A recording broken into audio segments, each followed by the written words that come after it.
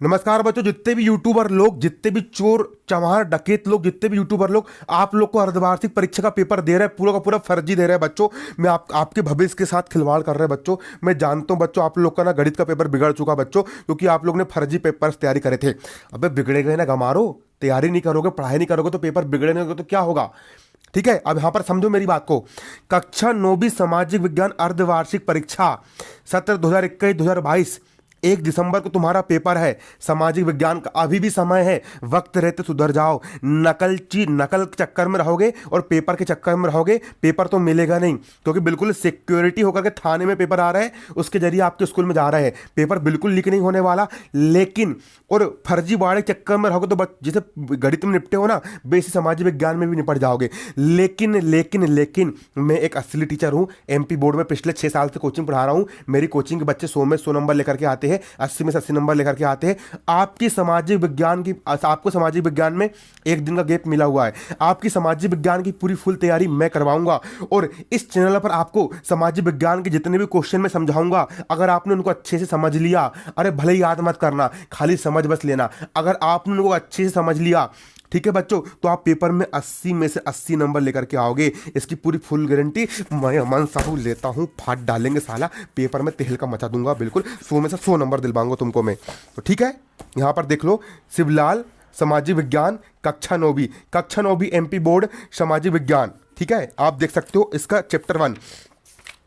कौन सी बुक का चैप्टर 1? भारत और समकालीन विश्व घटनाएं और प्रक्रिया, चैप्टर 1 फ्रांसीसी क्रांति। इससे 4 नंबर वाले और बड़े नंबर के प्रश्न बनने वाले हैं, सबसे बड़ी इकाई है। तो इसके इंपॉर्टेंट क्वेश्चन मैंने ये वाला क्वेश्चन फ्रांसीसी क्रांति की शुरुआत किन परिस्थितियों में समझा चुका हूं। आप चैनल पर जाइए, चैनल की प्लेलिस्ट में जाइए, वहां पर आपको इसका आंसर देखने के लिए मिल जाएगा।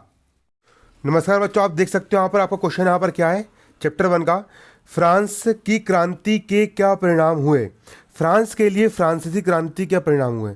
आपको पता है कि फ्रांस में क्रांति हुई थी, तो फ्रांस की जो क्रांति हुई थी, उस फ्रांस की क्रांति होने के बाद फ्रांस की क्रांति के क्या क्या परिणाम सामने निकल करके आए, अथवा फ्रांस की क्रांति के परिणामों की विवेचना कीजिए।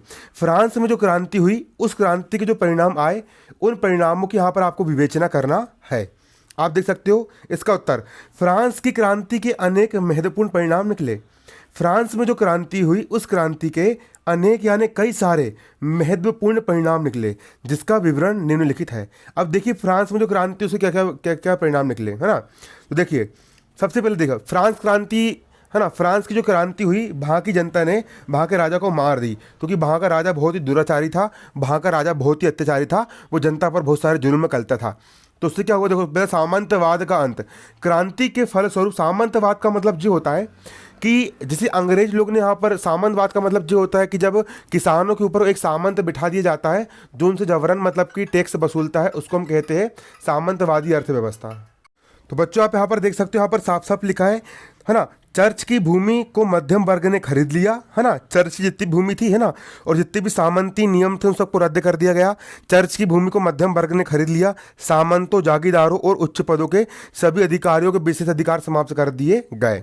तो सामंतवाद खत्म हो गया, मतलब एक अच्छा काम हुआ। दूसरा, शासन व्यवस्था में सुधार। आपको पता है कि फ्रांस का जो राजा था पहले, लुई 16, बहुत अय्यास किस्म का राजा था, बहुत रंगबाजी करता था और पूरा देश का पैसा उड़ाता था। लेकिन जैसी वहाँ पर क्रांति हुई, उस राजा को मार भगा दिए, तो वहां की शासन व्यवस्था में सुधार हो गया।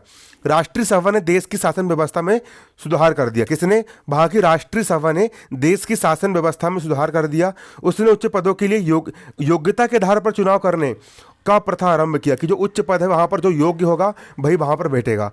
फ्रांस में सबके लिए एक से कानून का निर्माण किया गया। ठीक है, अगले देख सकते हो आप, निरंकुश राजतंत्र की समाप्ति। इस क्रांति ने निरंकुश राजतंत्र को सदैव के लिए समाप्त कर दिया, है ना। लुई 16 और उसकी रानी को उसके दंड स्वरूप फांसी दे दी गई, क्योंकि लुई 16 ने बहुत पैसा उड़ाया था और उसकी जो रानी थी उसने बहुत पैसा उड़ाई थी, तो उनको फांसी दे दिया गया। अगला, नवीन अर्थतंत्रीय व्यवस्था की स्थापना। फ्रांस में क्या हुआ कि एक नई एक नवीन अर्थतंत्रीय व्यवस्था की स्थापना की गई।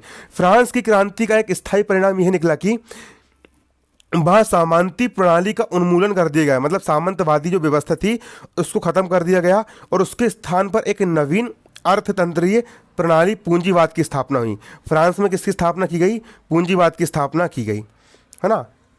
इसके बाद अगला आप देख सकते हो, समानता और स्वतंत्रता के विचारों का प्रसार। फ्रांस की क्रांति ने फ्रांस के अतिरिक्त यूरोप के अन्य जितने भी देश थे वहां पर समानता और स्वतंत्रता के विचारों का प्रसार किया कि हर व्यक्ति समान है, हर व्यक्ति स्वतंत्र है, सभी को अपनी स्वतंत्रता का अधिकार है।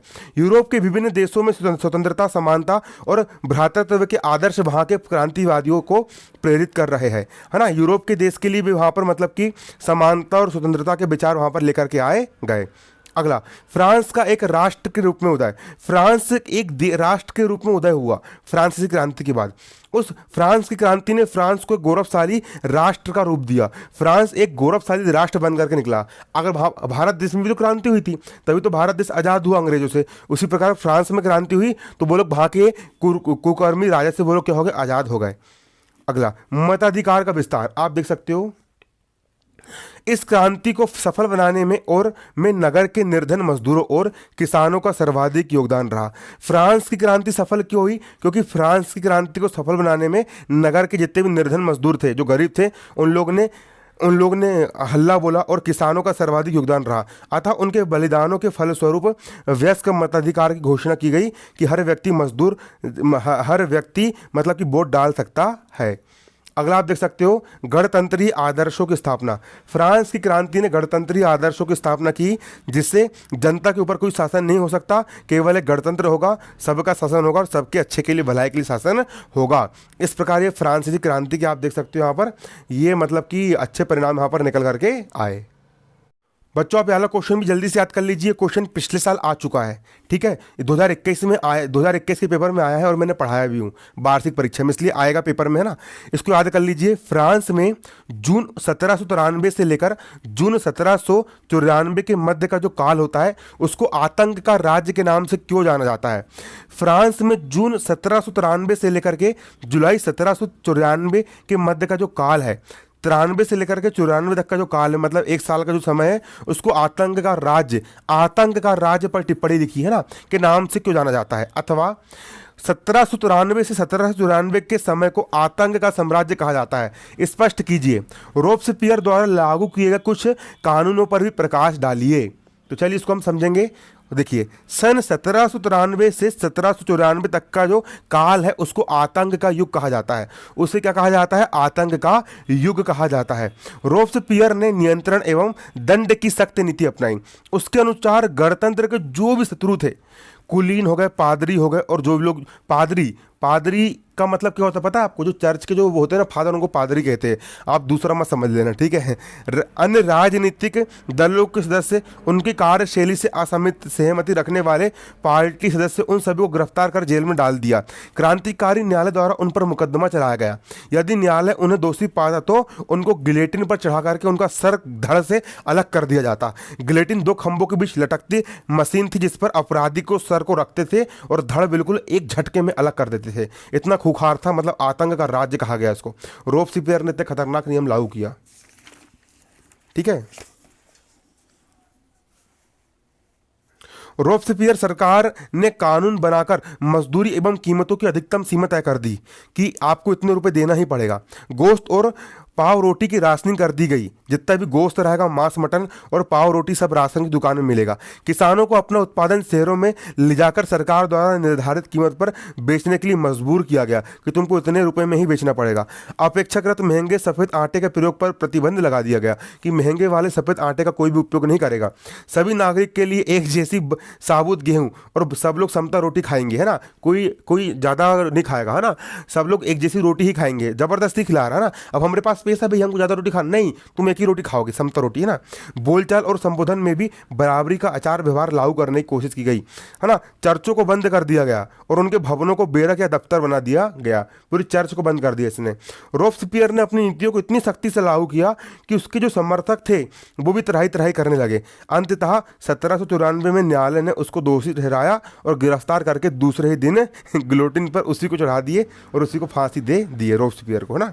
तो बच्चों क्वेश्चन आप तैयार कर लीजिए। क्वेश्चन पार्ट हो गया आपका एंड, ठीक है। अब अगला चैप्टर आपका अगले वीडियो में। धन्यवाद। जय हिंद, जय भारत।